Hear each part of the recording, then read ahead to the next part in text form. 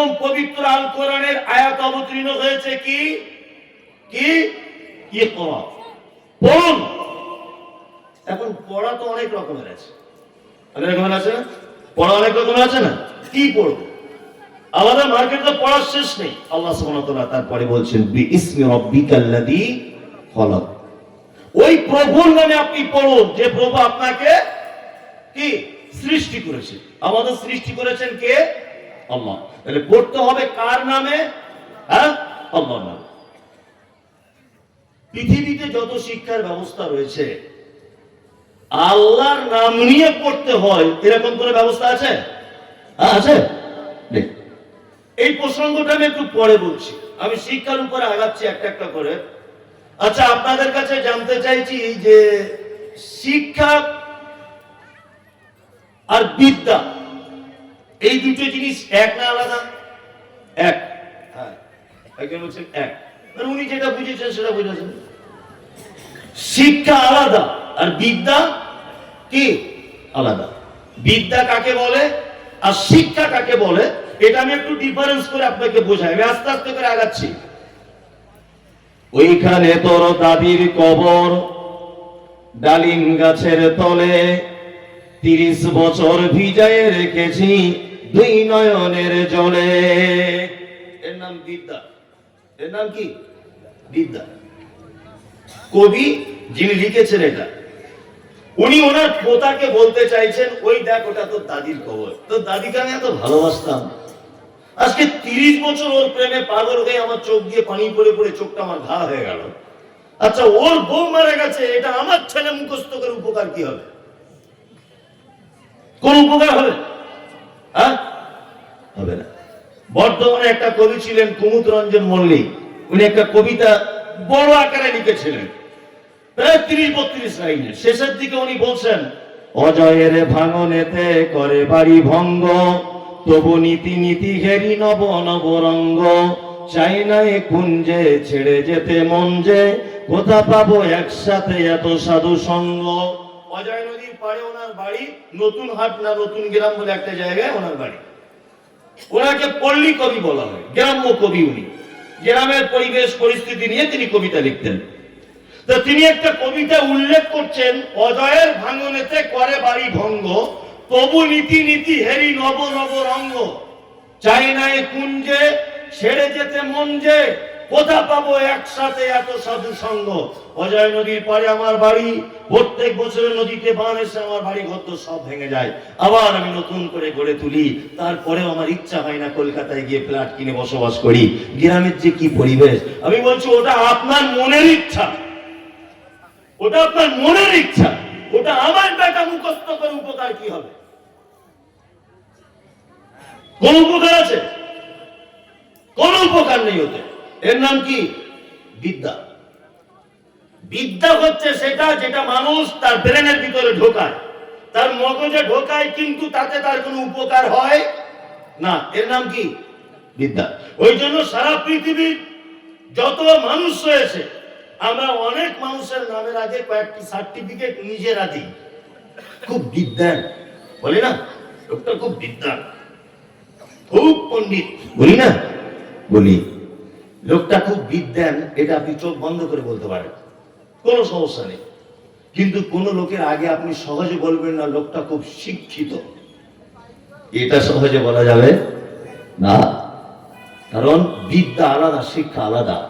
যেমন শিক্ষা কাকে বলে?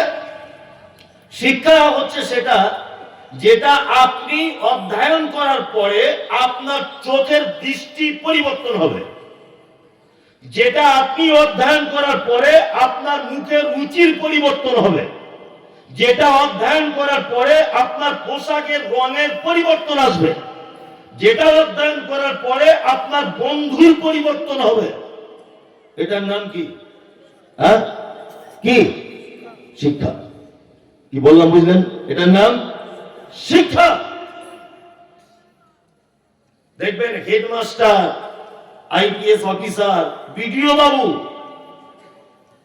বাবু যে রুমটাতে বসে থাকে ওই রুমটার উপরে লেখা আছে নেম প্লেটের মতো বড় প্লেটে নো স্মোকিং। ধূমপান করিবেন না, লেখা থাকে না অনেক অফিস আদালতে? থাকে কি থাকে না? থাকে, অনেক অফিস আদালতে লেখা থাকে। অথচ বিডিও বাবু যে ডিপার্টমেন্টে তিনি বসে আছেন, উনি একজন উচ্চ শিক্ষিত মানুষ, উচ্চ শিক্ষিত মানুষ। উনি নিজেকে শিক্ষিত বলে প্রমাণ করতে চায়। আমি মমতাজুল ইসলাম বলছি, উনি বিদ্যান মানুষ, উনি শিক্ষিত মানুষ না। কারণ উনি যদি সিগারেটই যদি টানবেন, বা অন্য কেউ যদি ওনার রুমে এসে সিগারেটটা টেনেই যদি ফেলে, তাহলে উনি আর শিক্ষিত থাকলো কি করে? উনি জানেন না যে সিগারেট স্বাস্থ্যের পক্ষে খুব উপকার, কি ক্ষতিকর? স্বাস্থ্যের পক্ষে ক্ষতিকারক এরকম একটা জিনিস একটা লোক হেডমাস্টার হয়ে ধূমপান করছে, তাহলে একে শিক্ষিত বলা যাবে না? উনি বিদ্যা। শিক্ষিত মানে অর্জন করার পরে পরই সাথে সাথে তার ভিতরে যত অপরাধ, তার যত মদ মাতাল অসভ্য বন্ধু, তার মুখের রুচি, তার চোখের দেখা, সমস্ত কিছুর পরিবর্তন ঘটবে। এ হচ্ছে শিক্ষিত। কি বললাম বুঝলেন? শিক্ষা কয় প্রকারের, এবারে বলবো কয় প্রকারের শিক্ষা।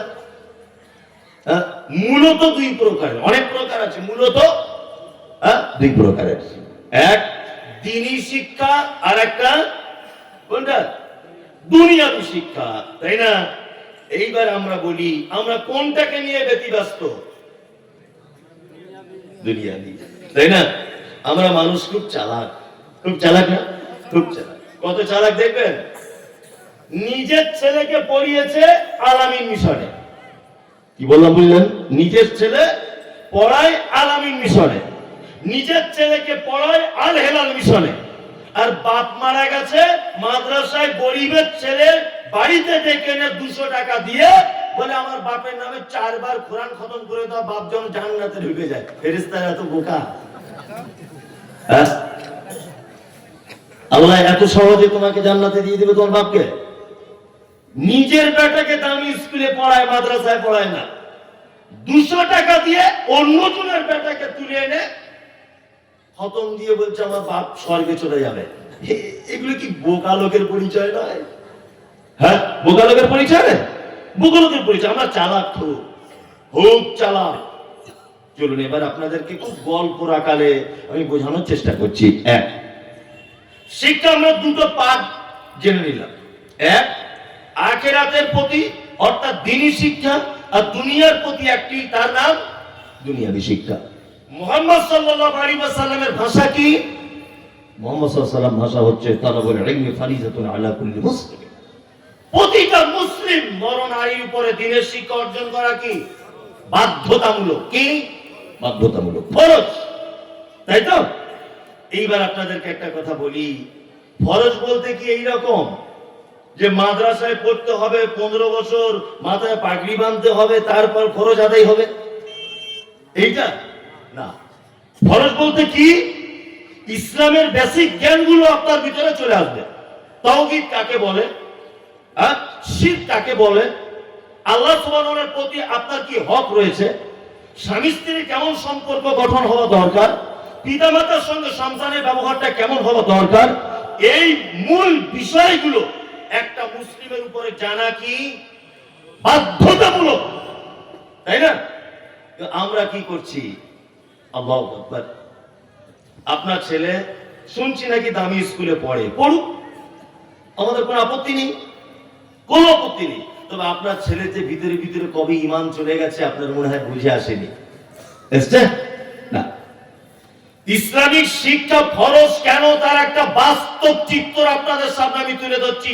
এক, আমাদের মাঝে একজন নবী ছিলেন, নবীর আব্বা ছিল না, বিনা বাপির মায়ের পেটে এসেছেন। নাম কি?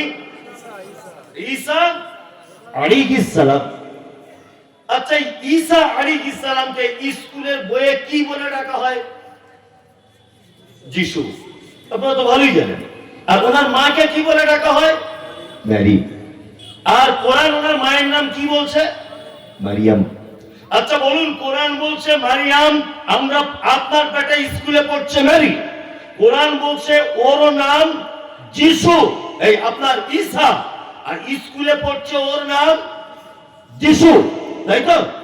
আচ্ছা, আপনার বেটা যদি শুধুমাত্র এই যিশু আর মেরি এটা যদি শিখে আসে আর এর প্রতি যদি ঈমান রাখে, আপনার বেটার ঈমান থাকবে না যাবে?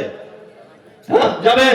কোরআন বলছে ফাইন্না খালাকনাকুম মিন তুরাবিন সুম্মা মিন নুতফাতিন, নিশ্চয়ই আমি আল্লাহ মানুষকে সৃষ্টি করেছি মাটির উপাদান দিয়ে, আমি মানুষকে মূল সৃষ্টি করেছি কি দিয়ে? মাটি দিয়ে। তারপরে নুতফা। আমি ওই আয়াতের শেষে পর্যন্ত পৌঁছাচ্ছি না, শুধু মানুষকে তৈরি করা হয়েছে কি দিয়ে? মাটি দিয়ে, তাই তো? আচ্ছা, মাটি দিয়ে যে মানুষকে বানানো হয়েছে, এই ঈমান রাখতে হবে না হবে না? হবে, হবে। স্কুলে কি বলছে?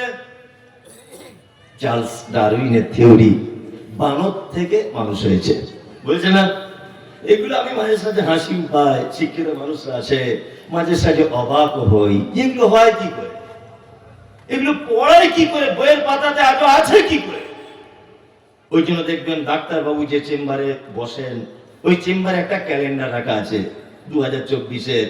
একটা লোক এইরকম করে আছে, আর একটা লোক একটু এরকম করে, আর একটা লোক একটু এরকম করে আছে, আর একটা লোক ফুল মানুষের মতো, আর একজন হাফ কান করে আছে। মানে উনি বোঝাতে চাইছেন আগেকার দিনে এইরকম ছিল, ওইটা বিবর্তন হয়ে এরকম হয়েছে, ওইটার বিবর্তন এরকম হয়েছে, ওইটার বিবর্তন এরকম হয়েছে, নিয়ে লাস্টে গিয়ে একেবারে হাফ কান করে বসে আছে মানুষ।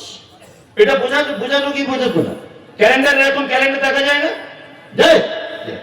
আমি মুমতাজ ইসলাম, আমার এক ছেলে এক মেয়ে। আপনাকে একটা জিনিস বোঝাচ্ছি, আমার বাড়িতে একটা গাই গরু আছে, বাচ্চারা দুধ পান করবে বলে আমি গরুটাকে বাড়িতে রেখে দিয়েছি। তা আমার স্ত্রী বলছে আমাদের গাইটা তো দেশি গাই, এটা যদি একটা জার্সি বাছুর হতো দুধ বেশি হতো। তা আমি ডাক্তার বাবুকে বলছি, ডাক্তার বাবু একটা জার্সি বাছুরের ইনজেকশন পুশ করা যায় না? বলছি কেন যাবে? যাবে। দেশি গরুর জরায়ুতে জার্সি গরুর বিষ বা আপনার বীর্য পুশ করা হলো। আচ্ছা বলুন তো, দেশি গরুর পেট থেকে জার্সি গরুর বাছুর হওয়া এটা সম্ভব না অসম্ভব? হ্যাঁ, সম্ভব না? সম্ভব, সম্ভব। আমার মেয়েটা কাঁদতে কাঁদতে বলছে আব্বু একটা হরিণের বাচ্চা এনে দাও না, একটু খেলবো। আমি ডাক্তারকে বলছি, ডাক্তারবাবু এক কাজ করো না, আমাদের গরুর পেট থেকে একটা হরিণের ইনজেকশন দিয়ে বাচ্চা বার করে দাও তো। আচ্ছা বলুন তো, কিয়ামত পর্যন্ত সম্ভব? সম্ভব, সম্ভব না। এ বই পড়াচ্ছে কি করে?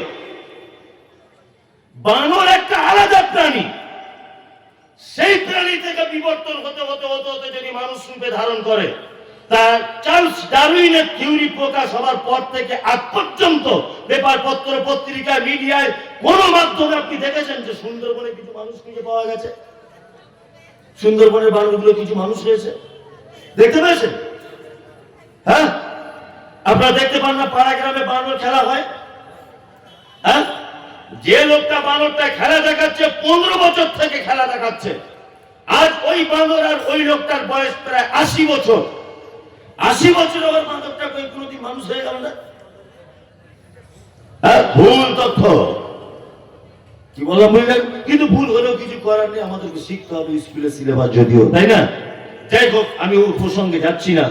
তার মানে আপনার বেটা যেমন শিখবে ওর নাম যিশু, আপনার বেটার বাধ্যতামূলক জেনে নিতে হবে ওর নাম ঈসা আলাইহিস সালাম। আপনার বেটা যেমন শিখবে চার্লস ডারউইনের থিওরি, তেমন আপনার বেটার বাধ্যতামূলক শিখতে হবে মানুষকে আল্লাহ সুবহানাহু ওয়া তাআলা তৈরি করেছেন মাটি দিয়ে। কি বললাম বুঝলেন? এখন এই দুটোর সমন্বয়ে যদি আপনার বেটা না গড়ে ওঠে, একক অর্থাৎ দুনিয়াটাকে যদি প্রাধান্য দেয়, তাহলে আপনার বেটার আর ঈমান থাকবে কি না? ওর ঈমান আস্তে আস্তে আস্তে আস্তে পোকা লেগে নষ্ট হয়ে যাবে, তাই না? এইবার আপনাদেরকে আমি আর একটা কথা বলি, সেটা হচ্ছে এই এতক্ষণ পর্যন্ত আপনারা শুনলেন শিক্ষার প্রকার ভেদ বলে দিলাম, দুনিয়াবী শিক্ষা এগুলো বলে দিলাম, তাই তো? এইবার আপনাদেরকে বলি, আচ্ছা বলুন তো, শিক্ষিত মানুষের মর্যাদা বেশি না অশিক্ষিত মানুষের মর্যাদা বেশি? হ্যাঁ, কিন্তু আমরা মর্যাদা দিই কাকে? হ্যাঁ, মসজিদের কমিটি গঠন হচ্ছে, দেখছে কার টাকা বেশি আছে। দেখছেন? আপনাদের এলাকায় হয় না, আমাদের দিকে হয় না। আপনাদের এলাকার কথা বলবো না, মার কোথায় সব জায়গাতে হ্যাঁ, ঈদগাহের কমিটি হবে বা কোন স্কুলের কমিটি হবে, 16 আনার কোনো কাজ হবে, বাস্তব চিত্র বলছে এটা। শিক্ষিত মানুষদের আমরা দাম কি দেই না, অথচ আল্লাহ সুবহানাহু ওয়া তাআলা কি বলছেন? আল্লাহ সুবহানাহু ওয়া তাআলা বলছেন ওয়া আল্লামা আদম আল আসমাআ কুল্লাহা সুম্মা আরাযাহুম আলাল মালাইকাতি ফাকালা আনবিউনি। আদম আলাইহিস সালামকে যখন আল্লাহ সুবহানাহু ওয়া তাআলা তৈরি করলেন, পৃথিবীর সমস্ত বস্তুর নাম আল্লাহ তাআলা আদমকে শিখিয়ে দিলেন। এটার নাম এই, এটার নাম ওই, ওটার নাম এই, সমস্ত কিছু শিখিয়ে দেওয়ার পরে আল্লাহ সুবহানাহু ওয়া তাআলা ফেরেশতাদেরকে ডেকে বলছেন, এই তোমরা বলো তো এই জিনিসগুলোর নাম কি? তখন বলছেন, আল্লাহ আপনি যেটা আমাদেরকে জানিয়েছেন অতটুকুই, বাকি আমরা জানি না। তখন আল্লাহ তাআলা বলছেন, দেখো আদমের কি অবস্থা, আদম তুমি বলো তো এইগুলোর নাম কি? আদম আলাইহিস সালাম সব নাম বলে দিলেন। তখন আল্লাহ তাআলা ফেরেশতাদেরকে বলছেন, তোমরা আদমের কি সাজদা করো। সবাই সাজদা করলো, একজন করো না, আবা ওয়াস্তাকবারা ওয়া কানা মিনাল মুশরিকিন। একজন করলো না, মিস্টার ইবলিস করলো না, এই তো। এইবার আপনাদেরকে একটা কথা বলি, এখানে তাফসীর কারকগণ 2-3টে কথা বলেছেন। এক, যে আদম কিসের তৈরি? হ্যাঁ, মাটির তৈরি, তাই না? ফেরেশতারা কিসের তৈরি? এইখানে একটা খুব সুন্দর একটা কথা বলে রাখছি, সেটা হচ্ছে এই, আমাদের নবী কিসের তৈরি? এই নিয়ে সমাজে মারামারি হয় না? হয়তো কিসের তৈরি আপনারা বলুন তো? মাটির তৈরি, আলহামদুলিল্লাহ। আর কিছু লোক বলছে কিসের? নূরের তৈরি। আদম আলাইহিস সালাম কিসের তৈরি? মাটি। আর ফেরেশতারা নূরের, তাই তো? তাহলে নূর সেজদা করছে মাটিকে, তাহলে যার পায়ে সেজদা করা হচ্ছে তার মর্যাদা বেশি না যে সেজদা করছে তার মর্যাদা বেশি? যাকে সেজদা করছে। তাহলে নবী যদি নূরের হবে, নবী যদি নূরের হবে, আর আদম আলাইহিস সালাম কিসের? মাটি, তাহলে তো মহা গোলমাল হয়ে যাবে, হবে না?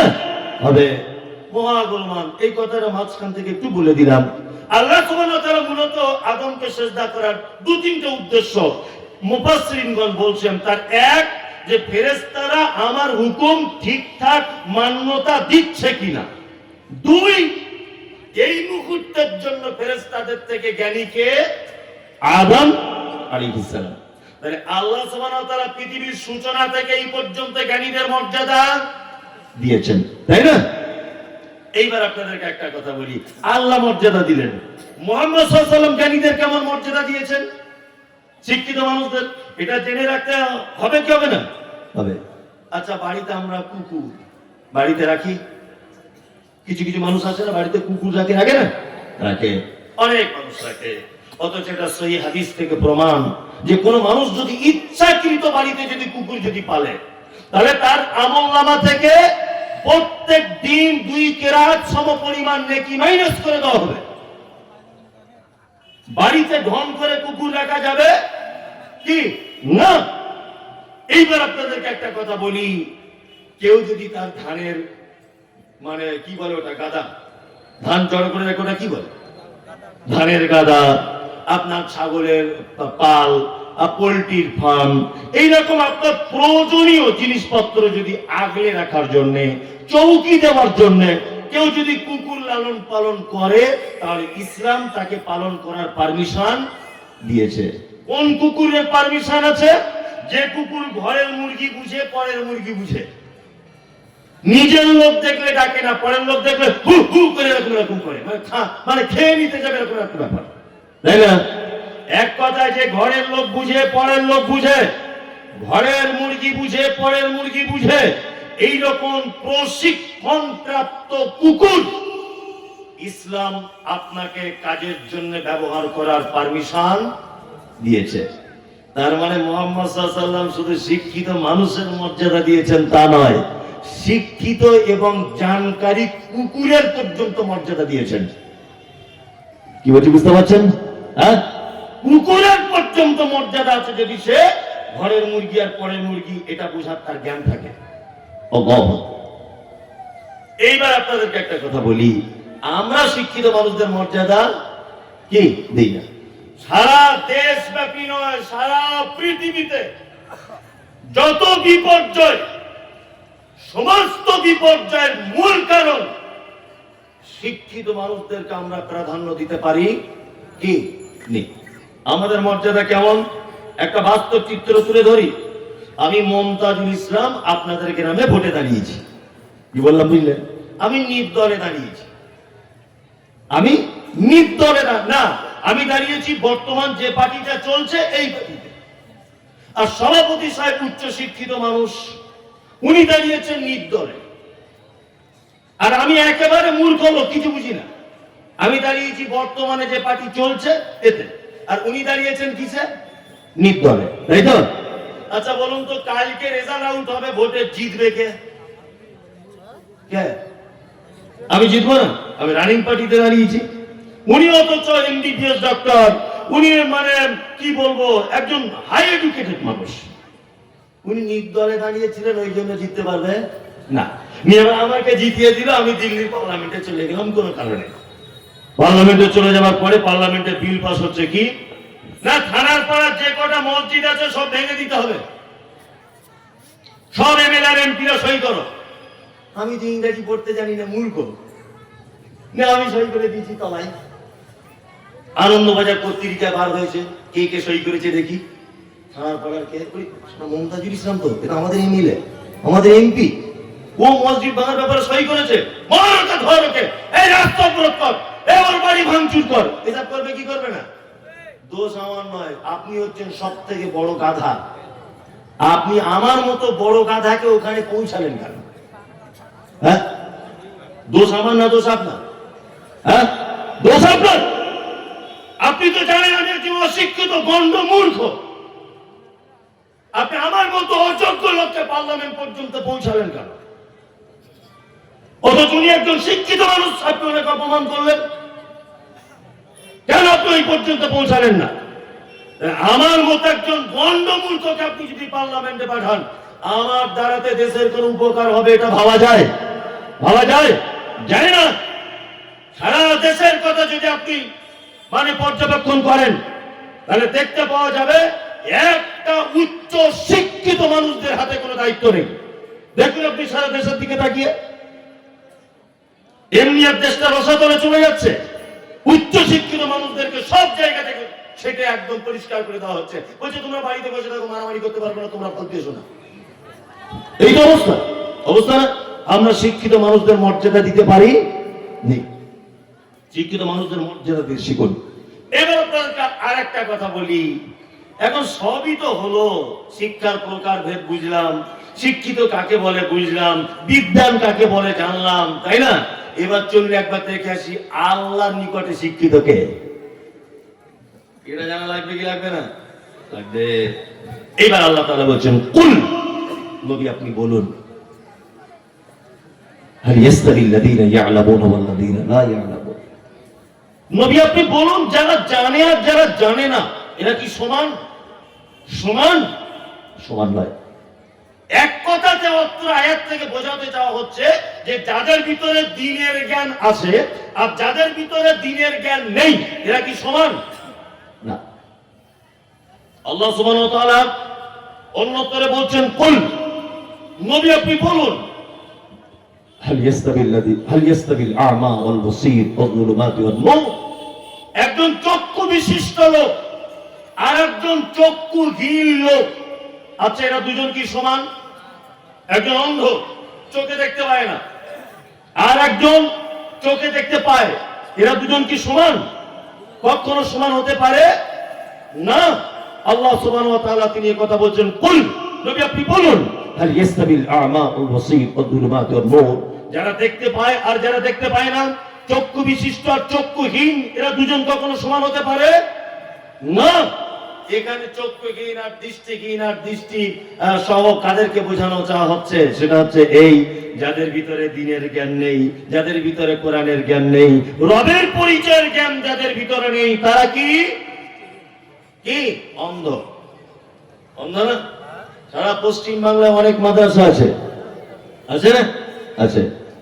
আচ্ছা মাদ্রাসাগুলো থেকে কি করা হয়? দ্বীনের আলো সমাজে ছড়িয়ে দেওয়া হয়, এটাই তো মাদ্রাসার কাজ। হ্যাঁ হ্যাঁ, কিন্তু আমাদের এই জায়গাগুলো কোরআনের আয়াতটা যদি একবার ফিট করেন তাহলে খুব বড় আফসোস লাগে। আপনি বহরমপুরে যান, আপনি এদিকে কলকাতায় যান, বড় বড় যে মিশনগুলি রয়েছে, এই মিশনগুলির দিকে আপনি যদি দেখতে যান, এত বড়, এত উন্নত, আজকে 2 তলা, কাল 3 তলা, তারপরের দিন 5 তলা, আজকে অ্যাডমিশন ফি 10,000, তারপরে বছরে 20,000। কেন? আসলে মিশনগুলো যারা পরিচালনা করেন এরা উচ্চ শিক্ষিত মানুষ এবং ওই লাইনে, তার মানে যে লাইনের মানুষ তাকে সেই লাইনে কি করতে হবে, কাজে লাগাতে হবে, তাই তো?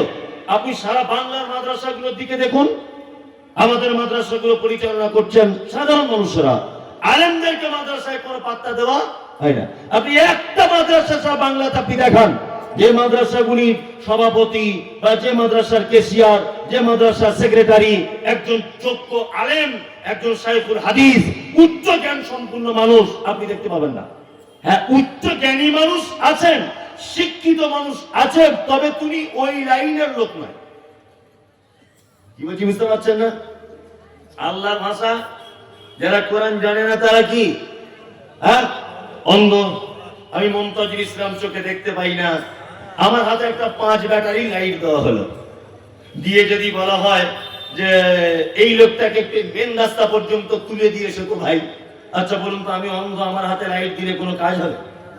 হ্যাঁ, কাজ হবে? হবে না। কোশ্চেন কেন কাজ হতে পারে না?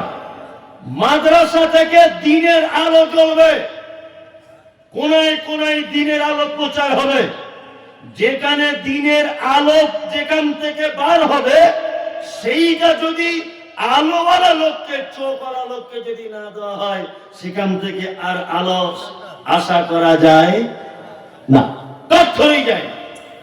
খুব সাবধানে থাকবেন। বিনীত অনুরোধ, সারা বাংলায় যত প্রতিষ্ঠান রয়েছে এই প্রতিষ্ঠানগুলিকে আবার পুনরায় ঢেলে সাজাতে হবে, আলেম ওলামাদের ডিপার্টমেন্টে দিতে হবে, আপনারা সহকারী হিসাবে পাশে থাকবেন। এইটাই পদ্ধতি যদি করেন তাহলে আল্লাহ সুবহানাহু ওয়া তাআলার কথা অনুযায়ী অবশ্যই এই জ্ঞান চারিদিকে আলো ছড়িয়ে দিবে, কোনো সমস্যা নেই। তার মানে মূলত বিষয় হচ্ছে যাদের ভিতরে দ্বীনের জ্ঞান নেই, কোরআনের জ্ঞান নেই, আল্লাহর নিকটে তারা শিক্ষিত হিসাবে কি নাই, সব জানে, সব জানে, শুধু একটাই ত্রুটি, ছেলে আমার কোরআন মাজিদ জানে, তাই না? সব ডিগ্রি ভালো, সব সার্টিফিকেট আছে, ছেলে শুধু কোরআন মাজিদ কি জানে না। আল্লাহু আকবার। কোরআন মাজিদ জানবে বা কেন? আসলে আমাদের কিছু ভুল ত্রুটি রয়েছে। সেটা কি, 10 বছর মাদ্রাসায় পড়ার পরে একটা ছেলে যখন মসজিদে ইমাম হিসাবে নিযুক্ত হচ্ছেন, তখন তার সমাজ বেতন দিচ্ছে 7,000, 8,000, তাই তো? ভালো করে বুঝবেন, কোথাও 6,000 আর মমতা ব্যানার্জি দিচ্ছে মনে হয় 3,000 ওয়াকাবের টাকা থেকে ওই 10,000, তাই তো? স্বাভাবিক। আমি সব সময় চাইবো আমার ছেলে দুধে ভাতে খাক, চাইবো না?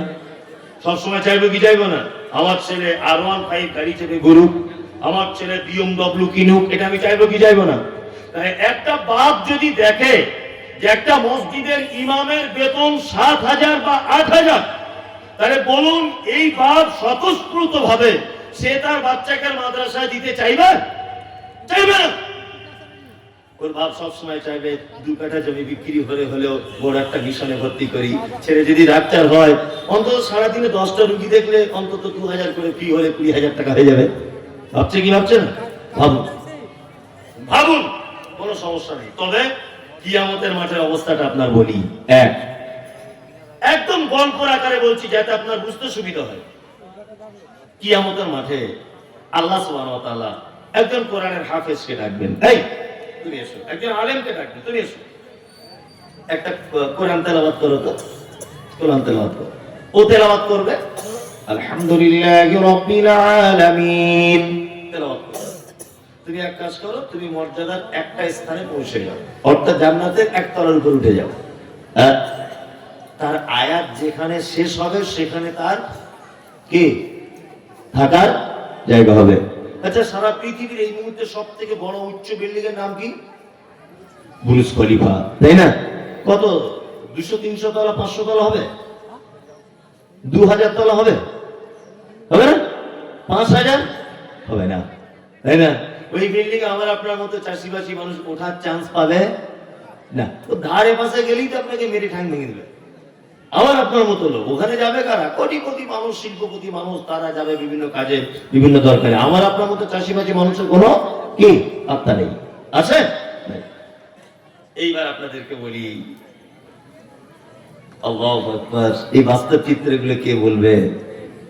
স্কুল মাস্টার 1.5 লাখ টাকা ছিল বেতন পেত, ডাক্তার ছেলে 65,000 টাকা বেতন পেত, আর মানে বাড়ি ঘর দোর সাংঘাতিক ব্যাপার, মানে এসি, ফ্রিজ, টিভি, গিজার সমস্ত কিছু ভর্তি, মারা গেল। আর রিক্সা চালায় সাইফুদ্দিন ভাই, ওর ছেলেটাও মারা গেল। এখন ঘটনা হচ্ছে, সাইফুদ্দিন তার ছেলেকে হাফেজ করেছিল, আর এই ডাক্তার করেছিল, অনেক টাকা পায় বলে। কিয়ামতের দিন আল্লাহ তাআলা সাইফুদ্দিনকে বলবে, এই সাইফুদ্দিন কোরআন তেলাওয়াত করো। ও একবার করে তেলাওয়াত করবে করবে করবে একেবারে উচ্চতে, কত 6000 পবিত্র আল কোরআনের আয়াতের পরিসংখ্যানে অনেক রকমের মত রয়েছে। কেউ বলছে 6666টা, আর কেউ বলছেন 6236টা। তা আমি 6236টা এই কারণে বলছি যে আমাদের অনেক সহিহ আকীদার বড় বড় আলেমরা ওনারা বইয়ের ভিতরে লিখেছেন, এই জন্য আমি 6236টাকে নিলাম। 6636টা ভুল, এটা আমি বলবো না, তবে আমি 6236টাকে নিলাম। কি বললাম বুঝলেন? 6236টা যদি পবিত্র আল কোরআনের আয়াত যদি হয়, তাহলে একটা হাফেজ, একজন আলেম কোথায় থাকবে? 6236 তলার উপরে। এইবার স্কুল মাস্টারকে ডাকা হবে, তুমি বলো। আমি তো কিছু জানি না। A for apple, B for ball, C for cat, D for dog. বাম দিকে দাঁড়াও, বাম দিকে দাঁড়াও তুমি। আমি কিন্তু কোন শিক্ষাকে ছোট করিনি। আমি আগে বলে দিয়ে এসেছি, আপনার ছেলে অবশ্যই ডাক্তার হবে, আপনার ছেলে মাস্টার হবে, আপনার ছেলে প্রফেসর হবে, আপনার ছেলে ইঞ্জিনিয়ার হবে, সব কিছু হবে। সাথে সাথে আপনার ছেলের জন্য দিনের জ্ঞান জিরো ব্যালেন্সে না হয়। আপনার বেটার ইসলামের বেসিক জ্ঞানগুলো যেন থাকে। তারপরে আপনার ছেলে মাস্টার হোক, আপনার ছেলে বৈজ্ঞানিক হোক, আমাদের কোনো আপত্তি নেই। কি বলছি বুঝতে পারছেন? কোনো আপত্তি নেই।